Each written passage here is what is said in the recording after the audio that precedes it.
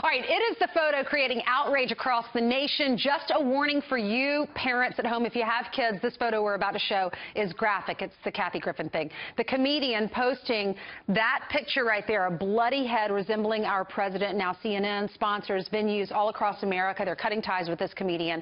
Kathy Griffin has since apologized, but was it sincere? You be the judge. Take a look. I sincerely apologize. I am just now seeing the reaction of these images. I'm a comic. I crossed the line. I moved the line, then I crossed it. I went way too far.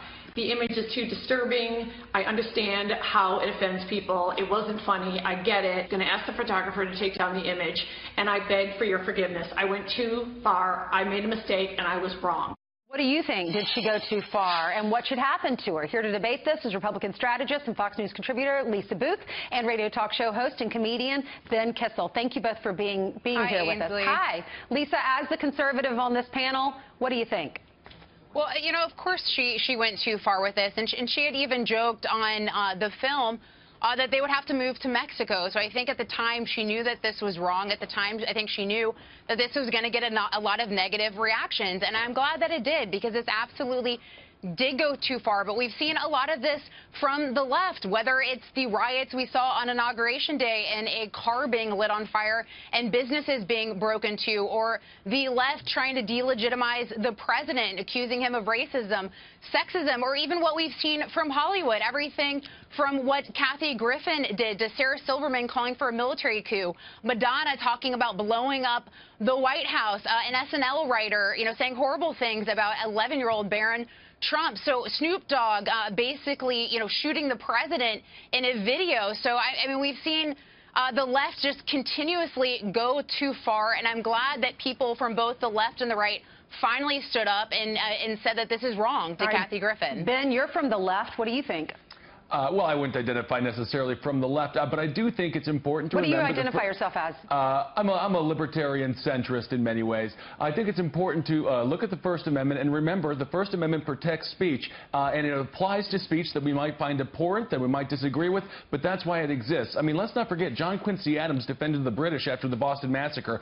Our Constitution is completely reliant on individuals to have rights, and regardless if they break if they break the social norm, that is technically okay and it's within their rights. Wow. So, I mean, something so graphic, Ben, you're okay with this then? I don't particularly like it. I don't think it's particularly funny. I'm not sure if she was attempting to solicit laughter with the photo. But again, the right has been railing against the left for the politically correct culture that they have been cultivating under the 8 years of Barack Obama. Obviously, we saw the rodeo clown being fired, which I thought was also kind of ridiculous. Ted Nugent telling Barack Obama to suck on the barrel of his gun. I mean, these things are... they exist on both sides, and I think this is an opportunity for the right to say, hey, you know what, we're going to stand up to political correctness. We don't agree with this behavior. We don't agree with this photo, but she has a right to do it. All right, Lisa, so House is trying to get to the bottom of the unmasking and the leaking. You have Republicans in the House that are trying to get to the bottom of this.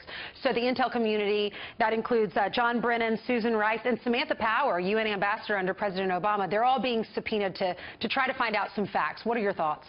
Well, yeah, and especially in regard to Samantha Power, she's a diplomat, not in dealing with intelligence matters. So that is a big question there about what they're trying to get from her. But look, I think it's repeatedly forgotten that there's sort of this other side of the investigation, both with the illegal leaks and also the reported unmasking of Trump official names. There's also been circa reporting about abuses from the Obama administration with violating Americans' privacy rights and sort of scouring these overseas foreign intercepts. We also had that FISA court report not too long ago basically chastising the Obama administration over Fourth Amendment issues. We know that the Obama administration also changed the NSA's rules and how they could more easily and widely share and disseminate this intelligence information. So I think there are a lot of questions here, and I think good on Congress to get to the bottom of this, because there's been such a drop in faith in American institutions, and I think the only way to try to rebuild that trust is to get some answers here on all of it. Ben? both parties are completely complicit when it comes to undermining the Republic and undermining the democratic process that we have. Susan Rice is a notorious liar, whether you look back at her blaming Benghazi on a film or if you look at what she did in the mid-90s with Bill Clinton. Basically, we had a chance to get Osama bin Laden, and she told Bill Clinton not to do it. So she has a long history of lying to the American people, and I think it'll be good to see them held accountable. Yeah, well, she won't be lying, or shouldn't be lying, at least under oath. We'll see what happens next week. Thank you so much, Lisa, Ben, for being with us. Thank you, Ainsley.